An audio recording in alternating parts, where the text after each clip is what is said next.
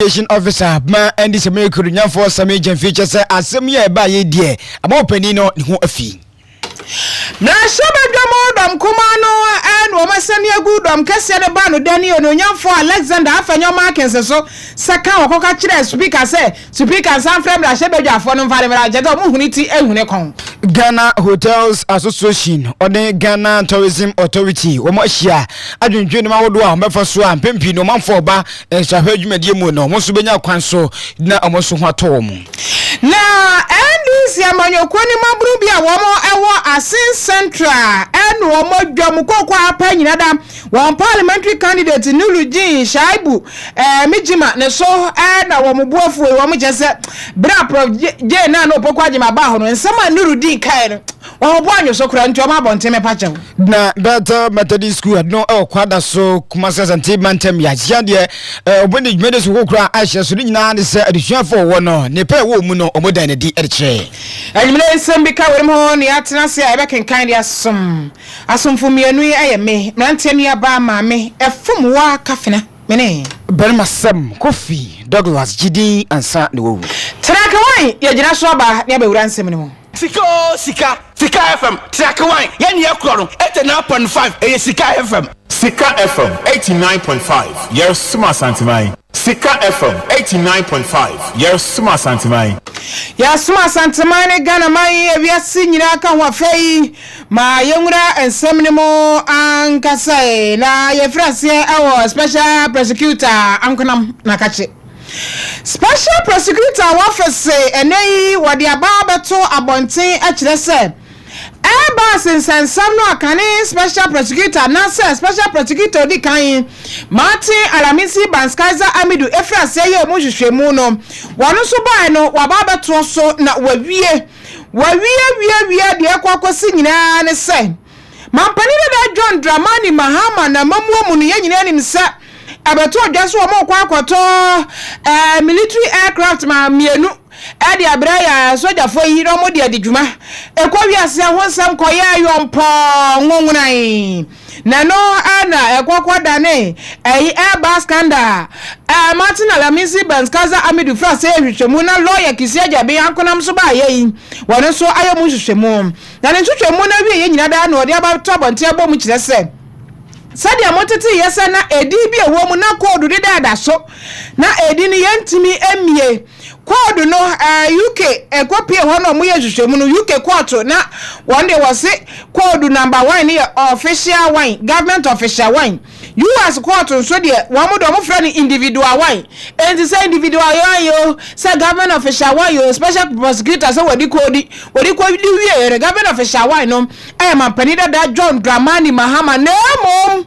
JDM wanya bone Abasi asemi JDM anya boni bia wom ni huso sa brobe wanya boni bia pa odo ni tutemu awoye hede anya de se JDM ye bibia woma ni mo ka wanya boni bia ewom na emom de no de ba beto dwane se se mopa government official wa na hu a eno ane mampani da John Dramani Mahama nanso wanya boni bia e wasem no esi ye no emom yente lawyer kisi ajabein. The sole aim of Airbus was to save its image and reputation, never mind what it did to the image and reputation of the reference individuals, and to pay fines to avoid prosecution. Therefore, by reconstructing the entirety of Airbus dealings in Ghana and through its intermediaries and with Ghanaian public officials, the OSP, looking at it from both the perspective of the officials of Airbus and that of the Airbus intermediaries, and Ghanaian public officials, it seems to us that what Airbus perceived and accepted in the deferred prosecution agreements as the real intentions of its employees in their dealings with the intermediaries and Ghanaian public officials is at cross purposes with what appear to be the real intentions and expectations of the intermediaries and the Ghanaian public officials in their dealings with the employees of Airbus. This is what I'm saying. While the accepted facts in the two foreign jurisdictions are that the employees of Airbus designed the payments to the intermediaries as bribes intended to court favor with Ghanaian public officials, especially ex-President John Dramani Mahama. On the other hand, The intermediaries appear to expect and receive the payments as their legitimate expectation under an arrangement of success-based commissions for the sale of the military transport aircraft to the government of Ghana. And their actions, in whichever way viewed, were calculated as businessmen expecting their lawful paychecks and not as conduits of a bribery scheme. Yo, and a special prosecutor lawyer Kisi Ejebe. Na so Alhassan Okogyeabour na Edona nam smart national communication officer ma eni semenye kodunya for sabi jamfi wono so abeka bidia to so roche se asemi special prosecutor Kisi Ejebe abeka o hwemu so kwa waye defa government official one any individual one ho sem no e ba manfo gina ni sem obi abeso ho sem desibi ko ne wada ba to bonte a o je se John Dramani Mahama Ghana mpenda da sia okra no okra franka de ma eni semenye kod ne ho so sa brobe senya de so wo ya de boni bia so no manfo gina fanse o panyi we di anya hwekwa no ene edokra se na manfo hunu se enya hwekwa no sa no ma gina be nam ne so na fe o ma hunu se bia anya kra no o panyi we no ho be bomu na so nei special prosecutor de be to bonte o je se o panyi nya bibia o de ne nua no bibia ni wa se no fata se nam so e ma bibia manfo gina fa ntimka wo mu no atimi aba na national communication officer ma NDC amunye kuno nyamfo sami jamfi no je se ade we abai se ye papa na boa me hunu se ensema manfo gina be kan dia fa ho se o opani de nya hwekura de ne wodon bibi se betumi anam so aba ade we betumi aba de na manfo hu ni nyina no nya sa na tie na wo se nyina ye me anije na ye bosie de de awusie na fe kan se anokwasem ni opani no wabon ho moden enso na hodo manfo nyina fa wo no no nya sa na tie na special prosecutor leboti abonti we achebefe chese John Dramani Mahama de ho afi sansema hodo we ene ne manfo hu no te airbus nsem ye baye na wa de manfo hu no so wa che ne special prosecutor atina bato abonten ama Ghana fo nyina anyam ntiase se opani no wanya de boni bia wum ene nsem hodo nyina no se me jamfi echese ye me ani ne amusi. This is something to celebrate. It is something to shout about because the truth we all knew has today been vindicated as statutory body, the Office of Special Prosecutor. We have always maintained right from the outset of this Airbus saga, which was the creation of the NPP, that President Mahama was quickly clean. President Mahama is innocent. He has not engaged in any wrongdoing as far as the procurement of those aircraft were concerned. Neither has relatives or appointees engaged in any wrongdoing. No bribes were demanded by them. No bribes were paid to them. No laws were circumvented. Due process was followed. The state was not shortchanged in any way. We've maintained these positions throughout this conversation. But our brothers on the other side, talking about the corrupt Okogyeabour, Ejapadiya cabal, who are desperately seeking equalization, who are desperately looking for corruption plasmids, went on a smear campaign spree, trying desperately to smear President Mahama and create an impression that President Mahama had engaged in some wrongdoing as far as the procurement of those aircraft were concerned. Well, today, the truth is out, and that truth has vindicated President Mahama. It has vindicated all of us that indeed President Mahama is totally innocent of those preposterous, those wicked allegations concocted by the Okogyeabour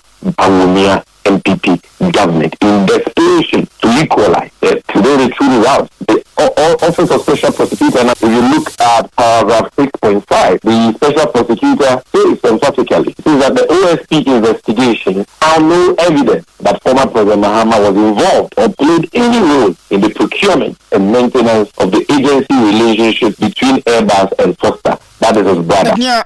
Ednia Utie National Communication Officer ma Andy Semenyoko nyamfo sami jamfi waje chimse special prosecutor Kisi da ben yihwe mo ye fa ho nyina no opani no dokura no ana da di am ye nyina ye hu bie no ya to akasebo no aso amiwura ensamfofro emo na wotwetwa mu ne beto dwa sabra shabadwa mo chamehene right honorable Alhassan Semana Kingsford Babin wore ababeto dwa so mra shabadwa no masori nkonwa so na dako omre baba efie ho asan so abeto munyuma so de wamfa ma enam so mra shabadwa mo dom kase ne ba no dani ononyamfo Alexander afanyoma kese futu mra shabadwa ni repetition command speaker sa arentina wo ya mra shabadwa sa yen sori nkwaje ahome so yenim da ya baba sasai awa bra enwuma bebre wo fie ho ma asia ya Yen na yen sorry sa intinia. What a petition commerce speaker said by ya 1 friend woman on some lessons and human Dawson our home. And they about to get. Says speaker Eddie Ababa to me a shepherd of foreign in so Yanko Poyad September Babo Sumeno. Nina Tosomian, San September, ya brother. One more ever few my Baba Tess, let us one Baba Satana, a brother we on Baba Satana. Na nyuma ho do ye gu aseso mba baye no wa ma ba baye na asemi na shepherd of don kuma no just ava nyoma kense kura sa petition ye wode kom speaker ipa we pa na fa so ben pa na wo so chete wo mo dwene wo so mo ntena se speaker aka asem no mu mra bia so na ava nyoma kense so actual petition ten dia come speaker ya chenchena ye from nsamra honorable Ahmed Ibrahim ya wono deputy minority whip actually say asem no wo don kuma no so wo dwen ho a wo ntese de ntia honorable afanyoma kense wo yes enti no for this is the very first second time that the majority leader and the majority caucus are invoking the constitution to recall parliament just 24 hours after the adjournment of the House CND. I also saw it on social media. However, I was consulted by him when he was trying to plead that we shouldn't adjourn CND, we should add 4 more days. But clearly, we didn't see any wisdom in remaining here for 4 more days. Because you are in government, you claim you have business to do, and we are in the chamber, and you are not there. So what are you telling me? If you know you have business to do, you must be in the chamber for us to do the business. And here, minority chief whip, deputy minority chief whip, Honorable Ahmed Ibrahim. Ma yanko Ghana Hotels Association oni Ghana Tourism Authority NNA obedi dwumede sonkokura Aisha Swad no ochese Hotel Directors Forum na wafrefred na fo hye bi na wadwendwen kwan hodo a adwuma nkoni nyina betumi aka bomu no mafo obon akachi nyina no obenya ntiase wo dwumadie mu na de ntia a wo hye nyina ne se nei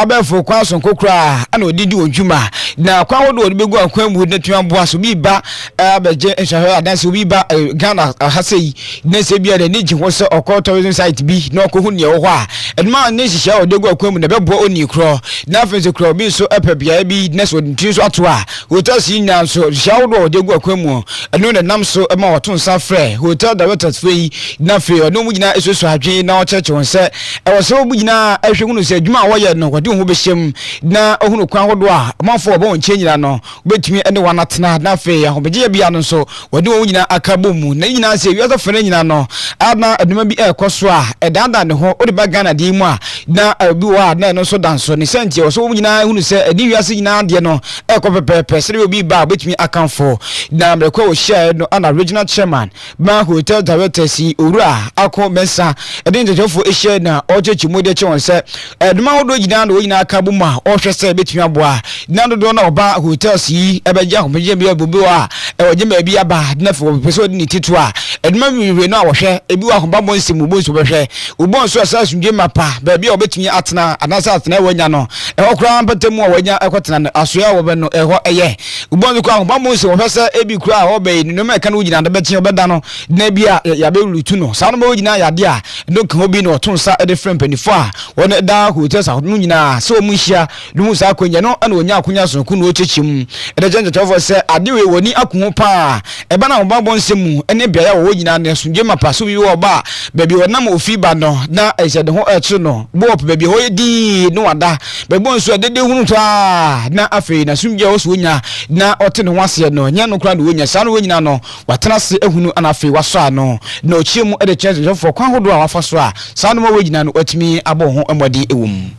Facts about the cost of fish and others were made to them in collaboration with the Ghana Tourism. The individuals know who say it doesn't cost so much to get the license. When you treat how you become profitable, and that is the management teachings and arrangement that will tell you. Don't just open this thing. You have the training staff that work to make the government a home. profitable. It's in a year for say, I'm machine in it's here, you want only to me about BT, no, I could say the day I am more profitable. We need facility. What I'm thinking of is the bank loan facility and accessible to us. Hygiene, what can be bring to trying to link up with the GTA, Ministry of Tourism, Arts and Culture, and see how best we can be helped to get facilities at our level. Interest rate in the form it is a blessing. I hear it's right because at least every month we are around 2,000 months. That's what is estimated. In the way we need to up our game or say more investment in the facility so that facility. So we are trying to be members standardize the hotel industry and digitalize this too, so that we'll be able to link up and take advantage of the airport facility, the international airport facilities. The Ghana Tourism Authority is saying more collaboration, will make sure that the compliance in the standardization of hotels is done to the real standards, so that we can host them. Say we are cost standardized for these people on the bar, they will not stay. The Ghana Tourism Authority, the church, also the Fasua, member of the bar, Ednia Otie, original chairman, Ma Hotels Directed for Ura, Ako Bensad, now Teni, Kenwachi, and now Urakwesi Ajma, Odo de CEO, Ma Ghana Tourism Authority, or also a church in Simuchase, and when Aja Tum, Kwaho Befaswa, and Bempino Betty Ama, or one Jumedi Wedi, but down no, the Namsa de guitar, after Yada, the one Aquabe for Quansono, and those who are dear, one also do who Eshimu, or Church Mudi Tia, or Peso Yasandi Mawina. Training, capacity build, areas of how we can use data, grow the sector, how we can adopt technology, innovation into the hotel industry, and ways that we can collaborate and market Ghana as a destination. So by and large, I believe that we can all look to the conversations that will continue after this. Already we have the public-private partnership forum that it needs to engage on areas of collaboration. The sector is growing at a pace that is far outstripping the ability of operators to catch up, and so the onus is on all of us to deepen the collaboration and make sure that we are ready for the next big thing that is happening. Ghana is already being marketed strongly as a destination of choice for most people, and so we need to be there. We need to be ready to take advantage of the opportunities that exist within the tourism and the hospitality sector. We've seen some steady growth. I mean, obviously 2019 was a bumper year for us because of the year of return, but since then the COVID dealt us a very strong blow, and so things went very low, to as low as 300,000. Last year, thanks to the collaborative efforts of all of us, private sector, public sector, and everybody within the value chain, been able to bring the numbers back up to 1.1 million. And the sky for us is the limit, because we see the growth and then are working together to project tourism. And so we've seen that there is increased activity in the sector. Even in domestic tourism, the numbers have moved to about 1.4 million. And so we are excited about that opportunity, but we also know that it takes a lot of work, a lot of effort, a lot of sweat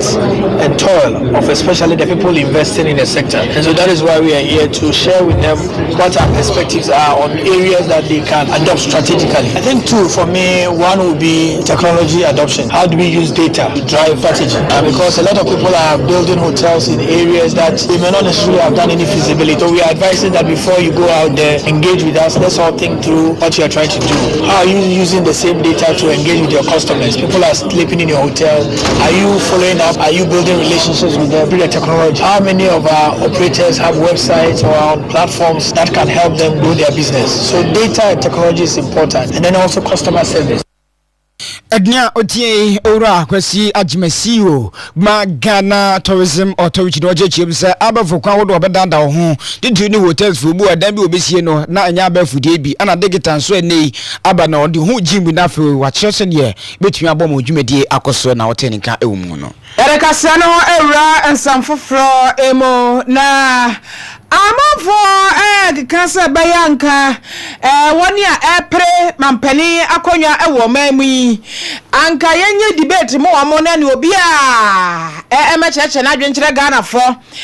me ba mese wom se wamo ne nam campaign so ne toss ahodo ya womo kwo ya womo ekeka ko mani so ade hundu o ya mo de na so na nka amafo perinse debate en womo mamaye presidential debate de ya aye fo yeyi womo nya bi mfa mo womo na ni womo nyina weti ha na topic ne da ho na jese obi e kana de ade akire Ghana fo na eri na mu amafo akeka we suresu obaba we ni we debate de we be ko form na amafo ne yi amanyofo yi wo bo de so om ho akire ho pa ena eye aye for de betu ja so wo matietie bia akeka ka ne ma boma nyankopon ya doma October abosumi ni mu no on person mo ye presidential any vice presidential akura ka ho enti woni ekura frank ade ama manyokwa ho do no ni o ma be de akirefo nyina da one person mo ye debate ni bi ade amo mo ntom guso a wo mo di eno ho nkomo na no opani ba ko no wa be wa manyosem kira manyosem eye senior political science lecturer ya wono our University of Ghana Dr. Kwame Asante Ajezo presidential debate yo vice presidential debate yo de ba ne be debate yo ba nsesanhwe emom ebema awura nom ni nwura bafo a ejina no mom akwanya na cheso o ma kyiro ma di so ade hu ni yes ebia waya no wokoto akura no nipa kura ntene nka TV ni so de ebia wo ba fia na dwo betimi ahwe bia tie bia enti akwanya keke ene de ba ma anwura nom ni nwura bafo ya ejina yi na o matumi akyiro ma ni so ade hu akyire Ghana fo na emom sesa debate no betimi asesa wobi betimi asesa MPP ni sa mitie debate de amkoto madon anase betimi asesa NDC sane NDC ni sane me hwe wo mu debate ni se de omusi kasa akire nsem de meto ma DMB de bia de amaso ezanza wo ma bato no ababia obi abato ko bi obi na dwen de da sana professor anase senior lecturer Dr. Kwame Asante ekire enti wachasa akwanya kaka na de ma o ba se no besa bato no bi de entumi fancy say gidigidi bia emma enti no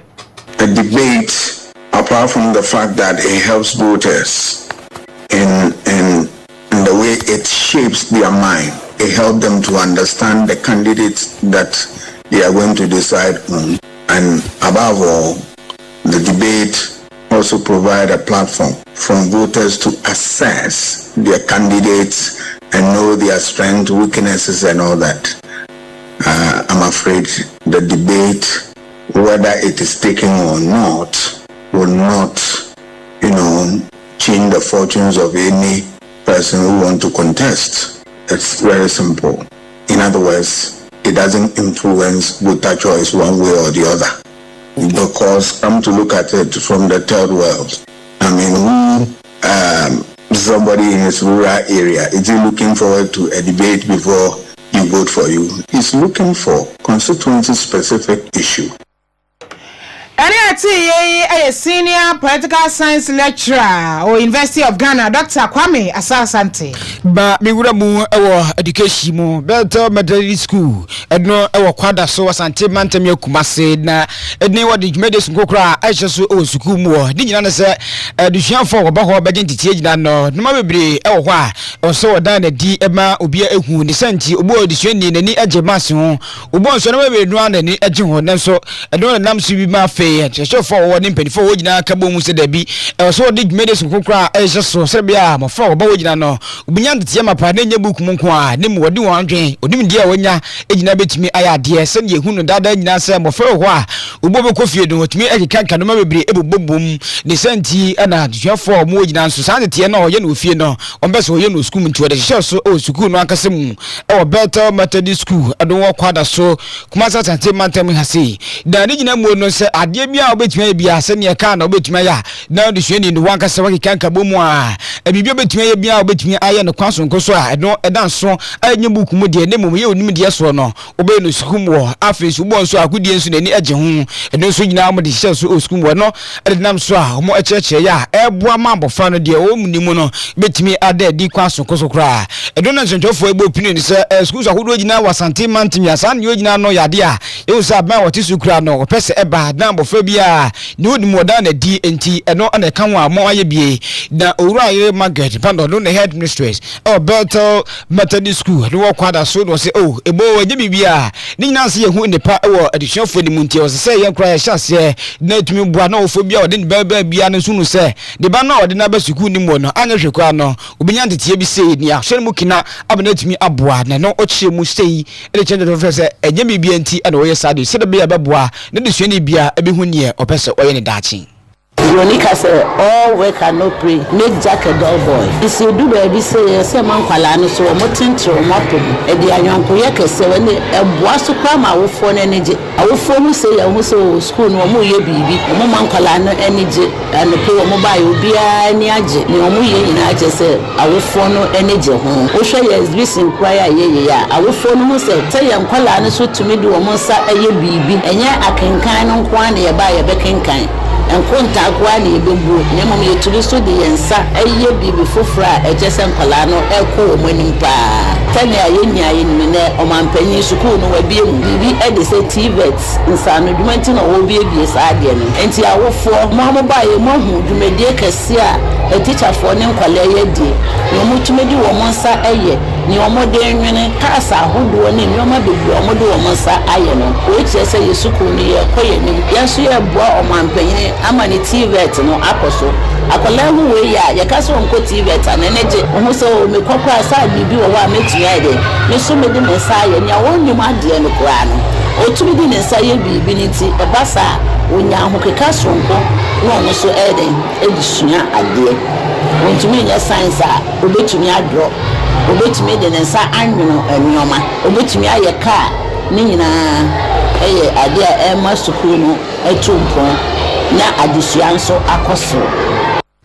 Ednia otie headmistress or Bethel Methodist School kwada so kumaza tantimantem ya owura yire Margaret Bando ana otede nke do jechimu onde ohwe feduku no a ebofa na gasa de unu de kwan so kra adwene no mahodo a yeda wo ye no ofie do ne wode aba school ma wo showcase ya ma monfo gina hu abofra we de anya hwekwa no sei ana wotumi ye no ana ne wo ye no ewo school mo de no achi ana assistant headmaster odon so ewo head teacher owura Thomas Nti odon so echechimu hahodo a private school no komu de eto hodo ne edma dan kra ohia de no hodo betimi de aboa ba de suafo nso benyani nyina no so chechim se private no mu tebe ya aba enkomo. Most of our challenges has to do with infrastructure, your classroom, furnitures, any those things. A challenge, aside that, one has to pay in our teachers. Because it's private schools, I will say a force. So the little that we get from the school fees, and one so most of the time we have a challenge of getting quality teachers. So very soon they get GES and they run away. That's one of the major challenges that we are facing. And also looking at the things that we are doing, like the creative art exhibition. Creative art exhibition, talent. Omuye nyama bibiri alense mehu nkla motimi de omonsa blender ebia generator ani nyina de eye adwuma if nyama bibiri on my planning by finance wise kaseminti yentimi anya nyama na nu that level no. These are some of the challenges if our private schools face currently. You need any support from the government. The third be education materials from education office and that's mwaka cry then yenye free one and that one is really enough for near my person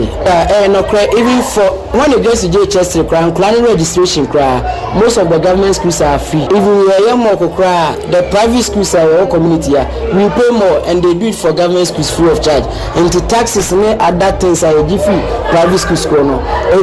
more from the little na you saying no if I ban bet me even though we are all training the case even though we are private school but when near man collect me do monsaye any train your day mom now come bet me enjoy some of the facilities no free and kebabu ama pressure away sick asem no so then abafom Adia wotie ura Thomas Nti assistant head teacher oko better Methodist school kwada so no wachechi mo hawodwa is school no ankasa ko bon chitu any private school no wachi anora Stevenson Dakon Sir Steve odonso na boaye e de keji fatia ohudi gina wo funiso sabofa no e de ni tim adwene bibi cars wodwene ni wonyina eso nam nsa no eye nya no no na e panipa wodo e da no e boaye no wachese awofoi abano de TV tiaba e do nya sha o better hey enti hunu anyina no momyenhwe na fe nhye mukina na gache odua bi se beto ne baba ye behwe do na fe ya boa da manim die da ne timu bibi opeso da na dibia no ye be boa no kwaso kosokura abono nso agya mu chefa do nso ochi mu sei e de chwe and she share as say what you have back concern the TVET. We are all embracing it. You soon celebrate TVET na ban no ade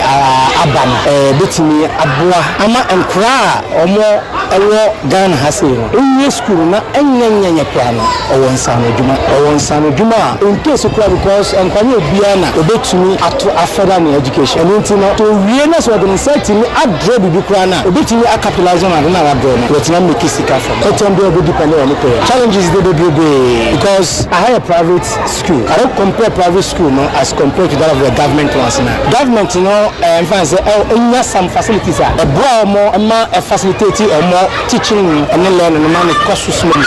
Because Hana most likely clerical expert practical teacher no be or no or prepare so person the count now so the account like me say my chain half a year theory and half a year practical. It is a buy no a share even cannot necessarily say facilities now we call a buy on sabim sumra government in me so a buying more a buying man and as citizens no man or more as no private institution obi as no buying make say right way but say we can Kabe facility. It was super so we bibia. Nina no wanya akaria na arena person plan in the pay. Enuana yesabu suwa chira baina. Ohra baina schools na onsanhwe private institutions. Bibia ban from betima yam na ba out.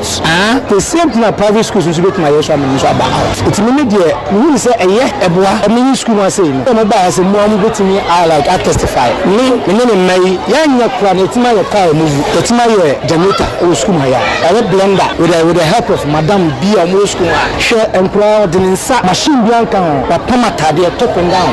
but the insa or pump apron but the insa or pump tablecloth no can share way I can hold it the son here teacher me with the help of a teacher and then Kwananka setting a design is share for the peoples are your school bus I move on yes a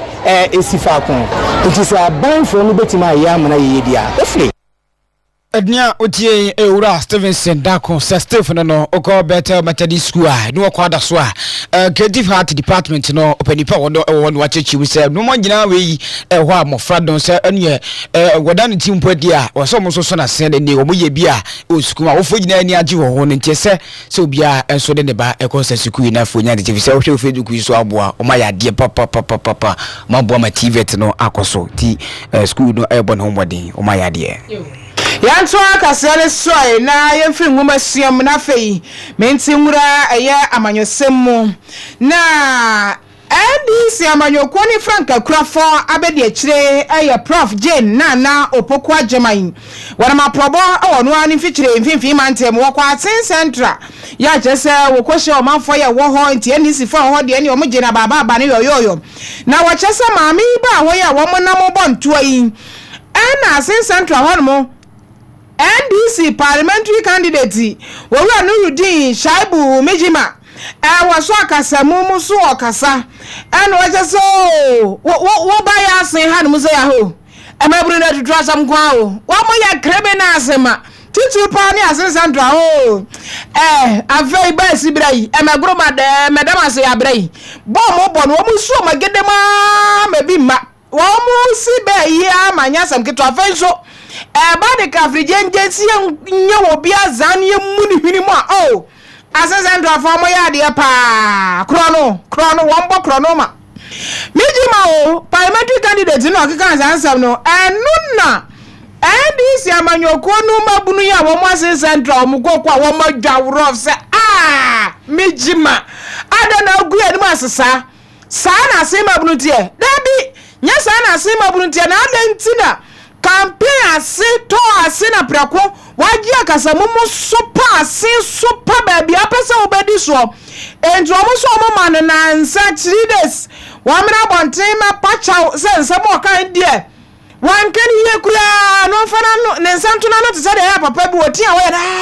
man kan ye kura o mo ma me kwan me sesa ma no na meji ma won sesa na no esa se we si ahoro asenfo no wa anya de akura wa go mani ase enti amabunu ko ya mo ani si mo wo modwayi wa mka samafo wura kwakutibo wano ana ntantwafo nhemu aso waka asa meji ba o man na mo ne to wo me pacho yenti no Ijina ibisa owura no room nijima ese nipa wo pese yama otumi na bra be hwe yeso be ye candy fo no jan na chese utumi kasa ansem we fire ho nsema eguni fe ni masesa o ka fire ho ese bisa sansem die me se owura no room nijima rating agency ben anasesa so ye ben na de sansem tu ja ye nhwehwemu wo ho a utumi ye bi kan ye mmuaye afi me ho na mmuaye de sem mmuaye go bra ye no na ye hwese obejina bedroom said you sika no na watwe sansem yi asan watwe asan no na asan de achapa ebreye emabunu ene asen central emu enipa nyina enti wo wi akwakuti bono no wantwen san no sanso mpatwe no achi